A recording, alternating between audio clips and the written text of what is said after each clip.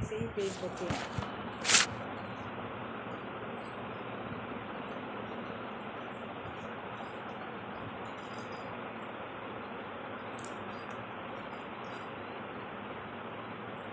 बताया गया था कि ब्रह्मज्ञानी ने अपना जीवन होम कर दिया सबके हित के लिए, और किसी से भी कोई चाह नहीं रखी। जो भी ब्रह्मज्ञानी होता है वो किसी से कोई भी चाह नहीं रखता है, पलट के नहीं चाहता कि मैं इसके लिए कुछ करूं तो ये भी बदले में मेरे लिए कुछ करे। वो अपना जीवन ही न्यौछावर कर देता है, उसको पलट के लेने की, कुछ चाहने की अंदर में आवश्यकता ही नहीं होती है। और जैसे हवन की अग्नि लोग मंदिर में जो करते हैं तो वो बुझने नहीं देते, क्योंकि यज्ञ हवन बहुत जो होते हैं वो वातावरण को शुद्ध करने के लिए होते हैं। ऐसे वो वाली अग्नि आप कितनी देर तक भी जला के रखोगे लेकिन आखिरकार बुझती है, फिर दोबारा से प्रज्वलित होती है। लेकिन ये ज्ञान की अग्नि हमारे अंदर कभी ना बुझे, ये हमेशा प्रज्वलित रहे, जिससे कि हमारे अंदर का वातावरण शुद्ध रहे। बाहर के वातावरण को शुद्ध करने का तो हम बहुत प्रयास करते हैं, अच्छा भी लगता है, लेकिन अंदर मन का जो वातावरण है वो बड़ा अशुद्ध रहता है। उसमें परेशानी, हलचल होती है।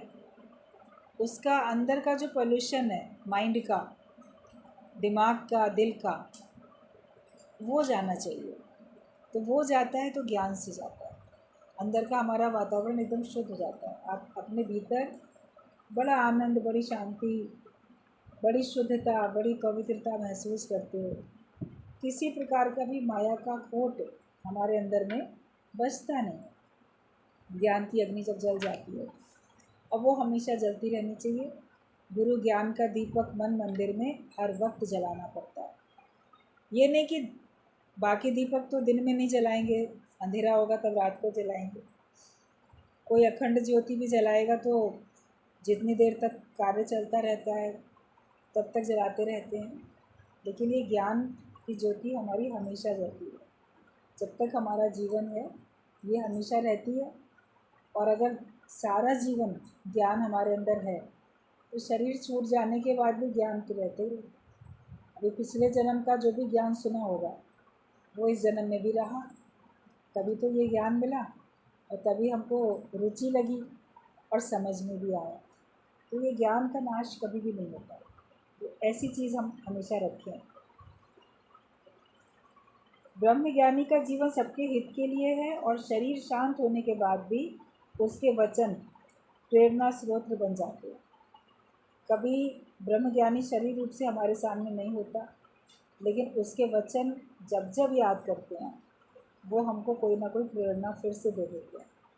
कभी शरीर रहते हुए उनके समक्ष वो बात हमको बहुत अच्छी तरह से समझ ना आई हो, या उस पर स्थिति ना बना पाए हों, मगर आज भी जब उनकी बात को याद करेंगे तो लगेगा कि नहीं, आज से स्थिति बना लें। उस समय नहीं बनी, उस समय बुद्धि हमारी इतनी विकसित नहीं थी जो कि समझ पाते।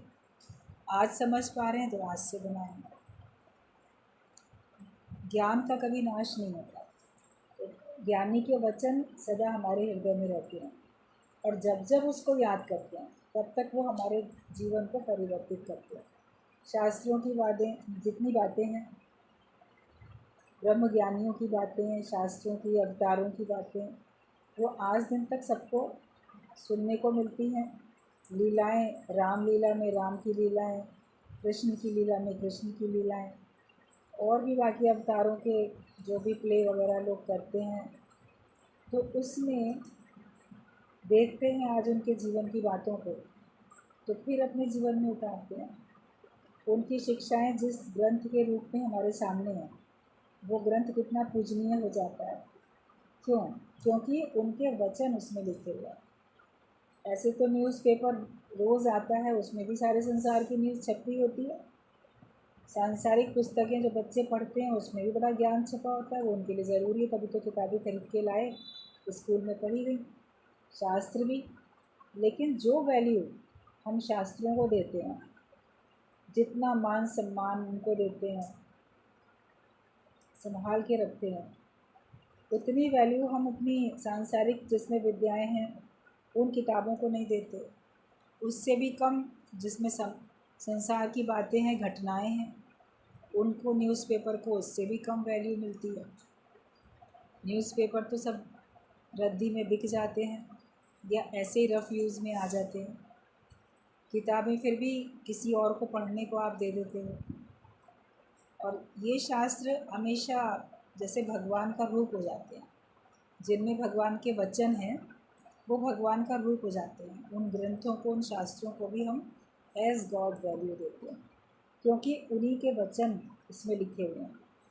तो इसलिए ब्रह्मज्ञानी के वचन अनमोल हैं और वो हमारे जीवन को बनाते रहते हैं, संवारते रहते हैं।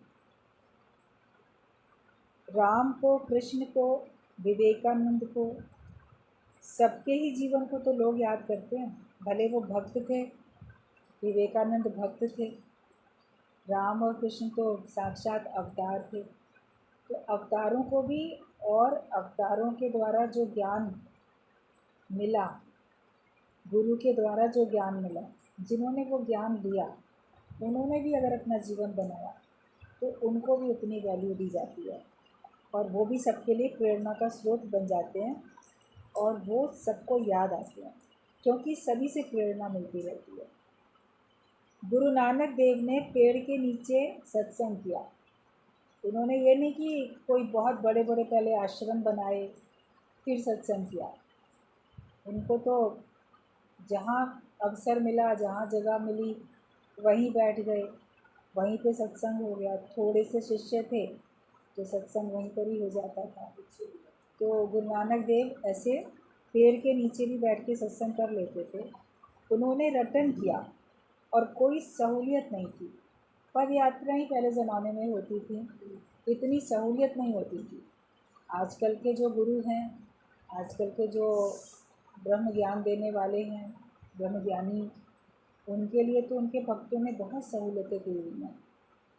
उनके बाय एयर के टिकट भेज देते हैं, खुद लेने जाते हैं, खुद उनको वापस छोड़ने आते हैं।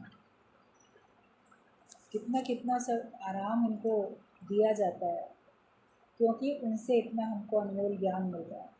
तो बड़ी सहूलियतें हैं आजकल के समय में तो, मगर पुराने ज़माने में नहीं थी इतनी सहूलियतें। तो हम ये देखें कि कैसे अपने आप को कष्ट में रख के भी ब्रह्मज्ञानियों ने कितना कितना सहा और सबके लिए अपना जीवन कुर्बान किया। अवतारों ने भी अपना सुख नहीं लिया, वो औरों के सुख के लिए वो अपना जीवन उन्होंने न्यौछावर कर दिया। तो उनको कोई सहूलियत नहीं थी, गुरु नानक देव को भी। तो उन्होंने पद यात्राएँ की और वही स्थान फिर तीर्थ स्थान बन गए। उन्होंने इतनी पद यात्राएँ की तो वही स्थान फिर तीर्थ के भी स्थान बन गए। जहाँ जहाँ गए आज वहाँ वहाँ सब तीर्थ हैं। उस जगह पे कितने बड़े बड़े गुरुद्वारे बन गए, क्योंकि वहाँ पे उन्होंने कुछ अपनी लीला दिखाई।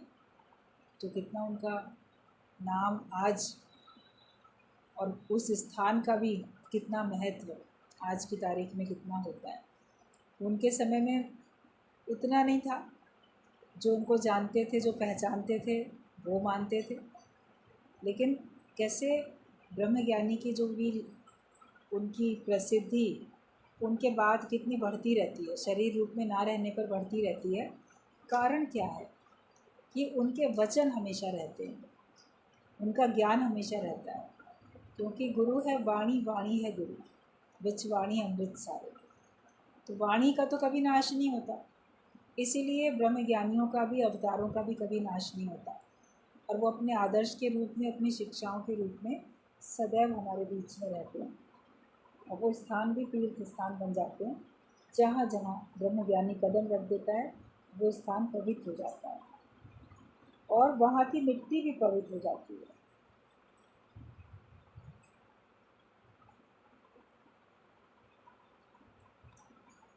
गुरु के कहने से प्रकृति भी अनुशासन में आ जाती है। जहाँ जहाँ संत बैठते हैं अगर वहाँ वो कोई तपस्या करते हैं या सत्संग करते हैं तो वहाँ की प्रकृति भी उनके हिसाब से चलती है।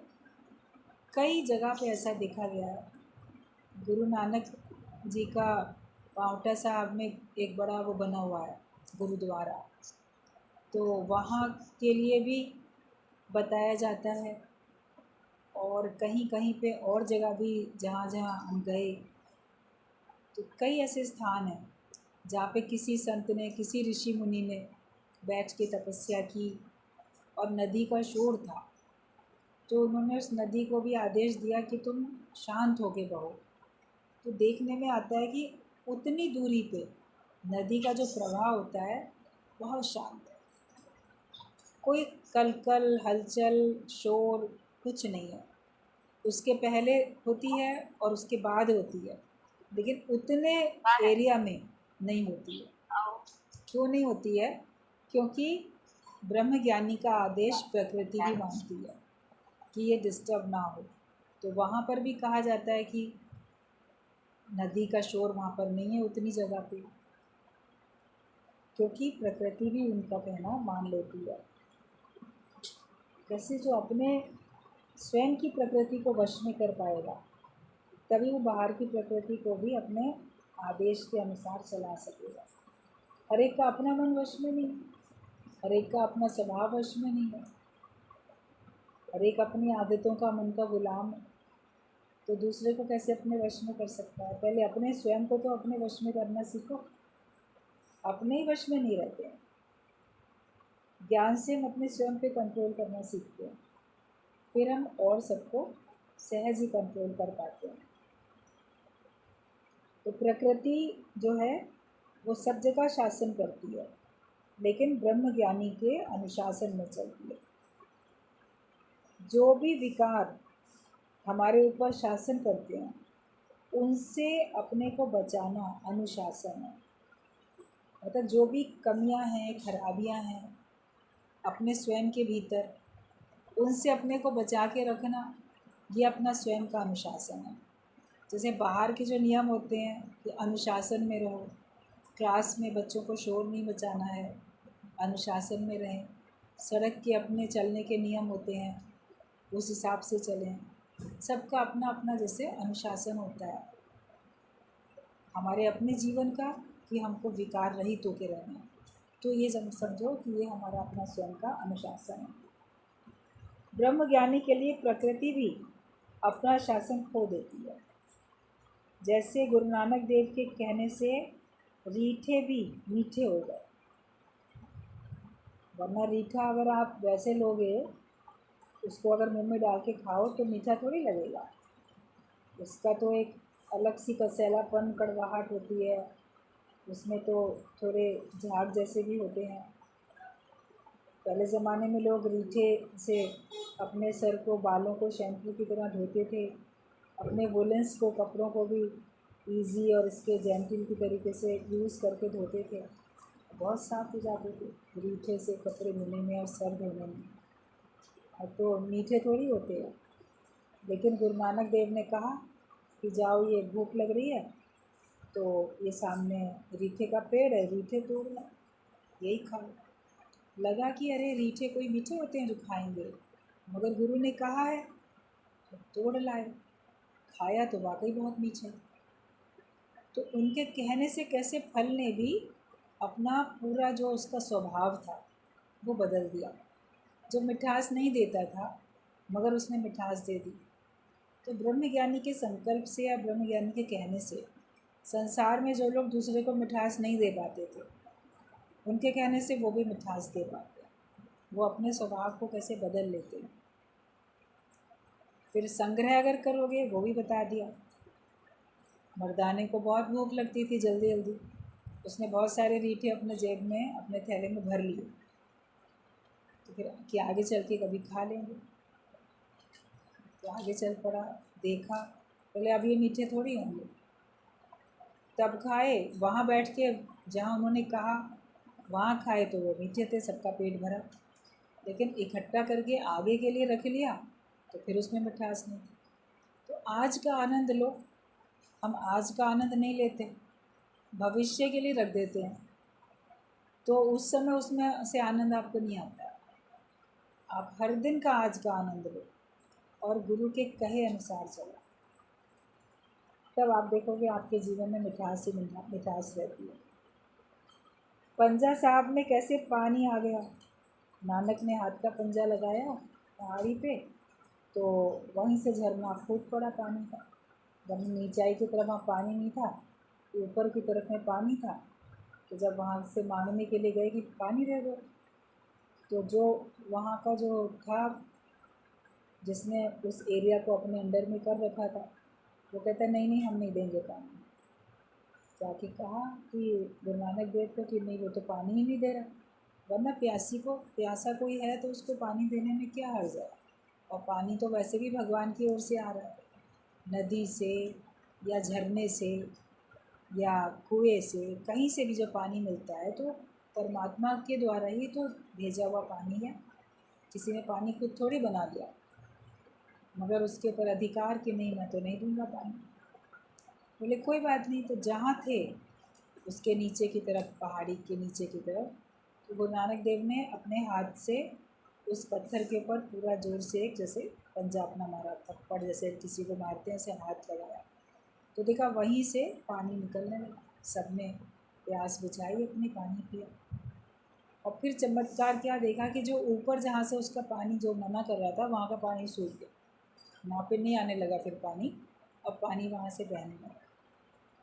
तो जो इतने कठोर दिल होते हैं, जो किसी के लिए प्रेम नहीं दे सकते, मगर गुरु के प्रेम का जब हाथ पड़ता है तो उनके कठोर दिल से भी सबके लिए जैसे पानी वहाँ बहने लगा, ऐसे प्यार बहने लगा हर किसी के लिए। पहले बड़ी कठोरता होती है मनुष्य के अंदर में, जब तक ब्रह्म ज्ञान नहीं मिला होता बड़ी कठोरता होती है। इनको तो प्रेम करूँगा, इनको नहीं करूँगा, इसकी मदद करूँगा, इसकी नहीं करूँगा, अपने वालों के लिए ज़्यादा अच्छा करेंगे, दूसरे के लिए नहीं करेंगे, भेदभाव होते। लेकिन जब ज्ञान मिलता है, गुरु का संग करते हैं और उसका प्रेम हमारे प्रति है और हमारा भी उनके प्रति है, तब हमारा जो एक कठोर दिल था ये ऐसे सबके लिए पिघल जाता है और फिर प्रेम सबके लिए हमारा हृदय से बहने लग जाता है। तो वहाँ गुरु नानक देव ने जहाँ ऐसे हाथ लगाया पत्थर को पहाड़ को, तो वहाँ पे गुरुद्वारा है पंजा साहब नाम से, क्योंकि उन्होंने अपना हाथ ऐसे वहाँ पे लगाया था। तो जहाँ जहाँ भी गुरु ठहरते हैं, लीलाएं करते हैं, वो स्थान पवित्र हैं और कुछ न कुछ हमको शिक्षा देते हैं। गुरु के वचन ताले की चाबी की तरह, जैसे एक ताले की चाबी है, चाबी नहीं होगी तो ताला बंद भी नहीं हो पाएगा, तो खुल भी नहीं पाएगा। कहीं पे हम ताला क्यों लगाते हैं? सुरक्षा के लिए। अपने घर में ताला लगाओगे, अलमारी में, अपने बॉक्स में, अटैची में, बैग में, कहीं सफ़र करते हो तो अपने सामान में लॉक लगा लेते हो। तो चाबी है तभी, आपके पास ताला तो हो, चाबी ना हो तो बंद भी नहीं कर सकते, सुरक्षा भी नहीं है और खोल भी नहीं सकते कि हम उसमें से फिर खोल भी नहीं सकते। अगर चाबी नहीं होती है तो हमसे फिर क्या होता है कि खोला भी नहीं जाता है। चाबी खो गई तो ताला खुले कैसे? ताले को तो तोड़ना पड़ेगा या कोई दूसरी चाबी हमको लेनी पड़ेगी। तो गुरु के पास वो चाबी होती है जिससे हमारी इस माया से सबसे सुरक्षा भी होती है, जो हमारे पास धन है, और जो हमारा छिपा हुआ धन था उसको भी प्रकट करने की वो भी चाबी गुरु के पास होती है। वेदों में, शास्त्रों में बड़ा ज्ञान भरा पड़ा, मगर छिपा हुआ, उसको प्रकट करने की चाबी तो गुरु के पास है। जब गुरु मिलता है, विवेक खुलता है, तभी तो आप शास्त्रों का ज्ञान भी समझ पा रहे हो, वरना कहाँ समझ पाते थे। तो गुरु के वचन जो हैं वही ताले की चाबी की तरीके से होते हैं, तो तुम्हारे वो भीतर जाकर हर गुत्थी को कैसे आसानी से सुलझा देते हैं। चाबी कितने आसानी से ताले को खोल देती है। तो जो हमारा बंद अकल का ताला था वही बड़ी आसानी से गुरु के पास युक्तियाँ होती हैं, उससे वो भी खुल जाता है। यहाँ गुरु जीवन बनाता है, जीव भाव लेकर आत्मभाव समर्पित करते हैं हमारे गुरु हमारे लिए। जैसे किसी को बड़े प्रेम से दी जाती है ना कोई चीज़, ये हमने तुमको समर्पित कर दिया, ऐसे गुरु ने भी बड़े प्रेम से हमको ये ज्ञान दिया है। ऐसे वो हमको समर्पित कर देता है ये ज्ञान, तो सब अपना सारा कुछ अर्पित कर देता है। और जब हम भी जीव भाव अपना समर्पित करते हैं कि आज से ये जीव भाव मेरा नहीं है, सौंप दिया, दे दिया तुमको, तो जब अपना अज्ञान हम सौंपेंगे तो गुरु भी प्रेम से अपना ज्ञान हमको सौंप देगा। जब तक आप अपना अज्ञान नहीं सौंपोगे तब तक गुरु कितना भी चाहेगा आपको ज्ञानवान नहीं बना सकेगा। लेकिन पहले आपको अर्पण करना पड़ता है अपने अज्ञानता को। बर्तन हमारा अंतःकरण का खाली हो जाता है, खाली होगा तब उसमें ज्ञान भरेगा। फिर गुरु भी बड़े प्यार से हमें ज्ञान दे देते हैं। अज्ञानता के कारण तुम्हारे विकारों का पुनर्जन्म होता रहता है। तुम जीव भाव को बार बार जन्म देते रहते हो। आज अभी बोलोगे नहीं नहीं, मैं तो आत्मा हूँ, मैं तो ब्रह्म हूँ, मैं ये देह नहीं हूँ। लेकिन कुछ समय के बाद फिर बोलोगे अरे मैं तो देह हूँ। अगर दुखी हुए, परेशान हुए, उलझे किसी बात में, तो जीव भाव था तभी तो, कभी मिटा कभी फिर प्रकट हो। जैसे बार बार जन्म लेते रहते हो तो तुम्हारा ही जीव भाव जो है बार बार प्रकट होता रहता है। अपने जीवन को तुम हवन बनाओ, एक हवन बना लो अपने जीवन को कि सब उसमें स्वाहा होता जाए। तो फिर कभी भी आपका जीव भाव फिर प्रकट नहीं हो। जो ख्याल आए ओम स्वाहा, स्वाहा कर दिया, मतलब कि वो पूरी तरह से उसका अपना अस्तित्व खत्म हो जाए। अग्नि में आप हवन सामग्री डालो, लकड़ियाँ डालो, घी डालो, जो भी कुछ डालते हो, वो सब उसमें जाके अपना सारा उसका जो रूप था, जो आकार था, वो सब उसका समाप्त हो जाता है। सब मिलके क्या बन जाते हैं, एक राख हवन की भभूत बन जाते हैं। वैसे तो अलग अलग चीज़ें दिखती थी, फिर अलग अलग कहाँ दिखती हैं, फिर तो वो सब एक हो जाती हैं। तो जो भी ख्याल हमारे अंदर में उठते हैं वो सब ज्ञान अग्नि में डालते जाओ, तो फिर हमारा जीव भाव दोबारा से फिर कभी हमारे को सताने के लिए प्रकट नहीं होगा। फिर किसी से एक गिलास पानी की भी इच्छा नहीं रखो। लोग कुछ देकर संतुष्ट हो जाते हैं और तुम्हारा ज्ञान नहीं समझते हैं। आप किसी से के पास जाओ सत्संग सुनाने के लिए, वो बोलेगा हाँ हाँ आइए बैठिए, चाय पियो, पानी पियो, ये खाओ वो खाओ। उनको कुछ देने में संतुष्टि मिलती है और आप भी ले लेते हो और वो दे के संतुष्ट हो जाते हैं। वो आपका ज्ञान आपसे लेते ही नहीं, तो ज्ञान उनके जीवन में असर ही नहीं करता। तुम इच्छा नहीं करो किसी से कि एक गिलास पानी के लिए, बोलो हम सब कुछ खा पी कर आए हैं, हम लेंगे नहीं, लेकिन हम आज देने आए हैं। तुम्हारा पानी, तुम्हारा खाना बाद की बात है, लेकिन पहले हमसे ले लो जो चीज़ हम तुमको देने आए हैं। तो गुरु का ज्ञान सौंपते जाओ सब, वो ज्ञानवान बन जाओगे तब ले लोगे। पुराने ज़माने में जब पहले पूरा ज्ञान दे दिया जाता था, लास्ट में जब वो सारे ज्ञानवान बन जाते थे, गुरु तब उनसे गुरु दक्षिणा लेते थे। रोज़ रोज़ नहीं ले लिया करते थे। रोज़ रोज़ तो वो गुरु के आश्रम में रह के शिक्षा अपना अध्ययन करते थे, और बाद में जब वो परिपक्व हो गए, समझो जैसे कोई पास हो जाए, उसके बाद वो मास्टर को अपनी फ़ीस दे। कि तो स्कूल्स में, कॉलेज में क्या होता है, आपने एडमिशन लिया, फ़ीस पहले दो, पास हो या फेल हो फ़ीस तो आपको भरनी पड़ेगी। लेकिन जो गुरु होते हैं वो आपसे फ़ीस नहीं लेते हैं, बोलते पहले तुम अपने शीश को दे दो, अपने जीव भाव को दो और हमारा आत्म भाव ले लो। जब तुम हमारा ये आत्म भाव पूरा ले लो, ज्ञान पूरा ले लो, फिर तो तुम्हारा जीवन ही निष्कामी हो जाएगा। फिर किसी एक रूप में गुरु थोड़ी ले रहा होता है, फिर तो अनेक रूप में जो भी आप जिसको भी जो भी कुछ अर्पण करते हो, भगवत भाव से अर्पण करो। जैसे मैंने भगवान के निमित्त ही दिया, भगवान किसी एक रूप में थोड़ी हमसे लेता है। आप कुछ भी प्रेम से दो तो बोलो मैं भगवान को दे रहा हूँ। किसी पेड़ पौधे में पानी भी डालो, बोलो मैं तो भगवान को ही पानी डालूँ, उसी को मैं एक गिलास पानी, एक लोटा पानी इसी को दे रहा हूँ। तो अर्पण पहले हमें जीव भाव का करना है और पहले गुरु से हमें ज्ञान लेना है। सच्चा गुरु भी पहले ज्ञान देता है। कहते पहले दाता गुरु है जो देवे ब्रह्म ज्ञान, पीछे दाता शिष्य है जो अर्पे तन मन प्राण। तन और मन और प्राण, जैसे हमारे प्राण उसमें बस जाते हैं, इतना प्रेम हो जाता है कि हमारे प्राण ही उसमें बस जाते हैं।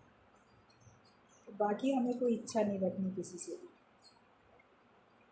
गुरु केवल ये चाहता है कि तुम्हारा जीवन बन जाए, तुम्हारा जीवन ज्ञानियों जैसा बन जाए, ब्रह्म ज्ञानी वाला जीवन बन जाए। तुम्हारे पास जितना है उतने में खुश रहो, गिफ्ट को लिफ्ट नहीं दो, जीवन अपना सार्थक करो। जीवन का एक एक क्षण जो भी बचा है और बचाकर सबके हित में लगाते जाओ। जो समय बच गया उसको और बचा के, कभी नहीं भी है तो खास बचाओ, 5 मिनट 2 मिनट कुछ भी बचाओ और उसको फिर सबके हित में लगाते चले जाओ। व्यवहार बंद करो, व्यवहार का चिंतन और चर्चा भी नहीं करो, अपने जीवन को पलट दो। व्यवहारिकता में पढ़ेंगे तो ज्ञान एक तरफ रह जाएगा, इसलिए अपने आप को व्यवहारिकता में नहीं डालना। अपना जीवन केवल ज्ञानियों जैसा ही बनाना है हर एक को। अरे मन समझ समझ पग धरिए। जब तुम अपनी बीमारी से मन हटा लोगे तो बीमारी भी ठीक हो जाएगी। कभी कोई व्यक्ति बीमार है, रोज़ याद करता रहता है मैं बीमार हूँ मैं बीमार हूँ, तो उसकी बीमारी फिर लगता है दूर ही नहीं हो रही है। आज यहाँ दर्द, आज ये तकलीफ़, आज वो तकलीफ़। लेकिन गुरु जी का कहना होता था बीमारी से अपना मन हटा लो। बीमारी अपना काम कर रही है, तुम अपना काम करो। बीमारी की वजह से तुम अपना काम, जो सत्संग सुनने का या दूसरा कार्य है निष्कामी होने का, वो क्यों छोड़ देते? शरीर का धर्म जो है, आपका काम है दवाई खिला के आराम पे लग जाना, आराम सबको दिला लेना। शरीर को आराम दवाई से अपने आप मिलता रहे। हम तो ज्ञान दे के हर एक के मन को शांत करें, हर एक के मन को आनंदित करें। मन में जो हर एक के कष्ट है उसको तो आराम में लेके आएँ। तो सब अपना जीवन हमें पलटना है। और अरे मन समझ समझ पग धरिए। जब बीमारी से मन हटा लोगे तो बीमारी भी ठीक हो जाएगी। तुम अपने ख्यालों को बदलो, तुम्हारे मैं मेरे का परमात्मा सोचेगा। अपने ख्याल बदल लो। शरीर भी उसको सौंप दिया है, जब भगवान चाहेगा तब ठीक करेगा, नहीं चाहेगा तो नहीं ठीक करेगा, जो शरीर का हिसाब किताब होगा। लेकिन मैं तो हर समय भगवान की याद में रहूँ, उसी के चिंतन में, उसी की चर्चा में। जो हमसे मिले उससे ज्ञान की चर्चा और ज्ञान की बात करो। आपसे कोई पूछेगा आपकी बीमारी के बारे में, अगर आपको ऐसे लगता है कि इसको बताना ज़रूरी है तो शॉर्ट में बताओ, वरना बहुत डिटेल में अपनी बीमारी बताते हैं। उससे आपका वो भाव जो है, वो ख्याल कि मैं बीमार हूँ और इतने दिन इलाज करने पर भी ठीक नहीं हो रहा हूँ, ये नेगेटिव थॉट आपका पक्का हो जाता है। तो और टाइम लगता है ठीक होने में। अगर बताना ही है, ज़रूरी लगता है, तो शॉर्ट में बता दो और बोलो कि हाँ बाकी तो सब ठीक है।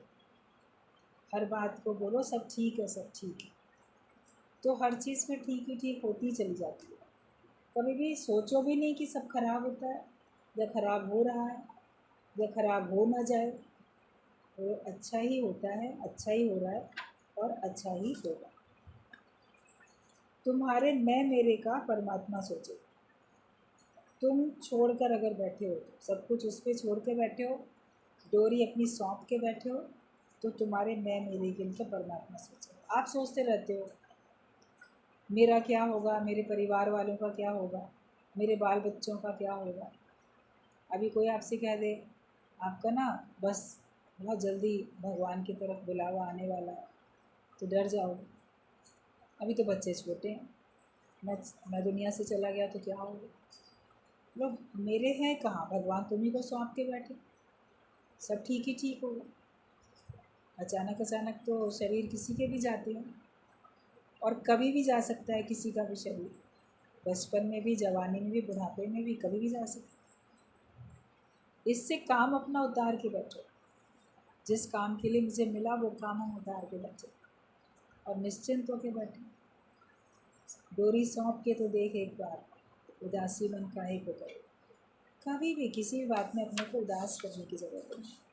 अपनी डोरी हम लोग भगवान को सौंप के बैठे। मेरी डोरी तेरे हाथ, दीना बंधु दीनानाथ। जो तुम्हारे हाथ में है तो सब ठीक ही होगा ना। अर्जुन के रथ की जो डोर थी वो भगवान ने ही अपने हाथों में, कृष्ण भगवान ने ले रखी थी, सारथी बने हुए थे। तो अर्जुन हारा कहीं इतने बड़े युद्ध में। अर्जुन भी बचा रहा और उसको विजय भी प्राप्त हुई।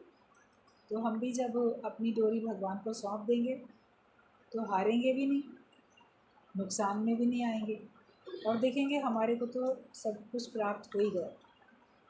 जो चीज़ हमको अगर नहीं मिल पाती है, एक विचार ये दे दो कि उसकी मुझे आवश्यकता ही नहीं है, इसीलिए भगवान ने मुझे वो नहीं दिया। वरना मन बोलता है ये चीज़ सबको तो मिल गई, मुझे क्यों नहीं मिली। तो मुझे नहीं मिली क्योंकि भगवान ने मेरे लिए उसको ज़रूरी नहीं समझा, तभी नहीं मिली। ज़रूरी समझता तो भगवान दे दो। जिस चीज़ की हमको आवश्यकता होगी वो हमारे सामने हमारे बिना चाहे भी भगवान ला के रखें। इतना विश्वास करके बैठो। अभी भगवान की ओर से हुक्म था कि हम सबको ये ब्रह्म ज्ञान मिले, तो भगवान ने ब्रह्म ज्ञान का ज़रिया सामने रखा ना बना के। सब लोग सत्संग में आने लगे, सुनने लगे और हर एक का जीवन सुंदर बनता चला गया। तो ज्ञान की जब भगवान को ने समझा ज़रूरत है तो आपके सामने लाए। फिर आपने भी अपने पे कृपा की, मेहनत की, ज्ञान सुनते रहे, सुना तो फिर आपका जीवन बना। इसी काम में लगे रहो, सुनते रहो, सुनाते रहो और अपने को बिल्कुल मुक्त महसूस करो। तो जो ये वाणी पढ़ी जा रही है इसमें बस यहीं तक है कि तुम भगवान के ऊपर छोड़ कर बैठो तो तुम्हारे मैं मेरे का, तुम्हारा ख्याल सब भगवान का। हम निश्चिंत होकर बैठ सकते। तो आज से सब चिंता मुक्त होकर बैठो और मौज में रहो। इसको क्या बात अच्छी लगी या क्या निश्चय किया, क्या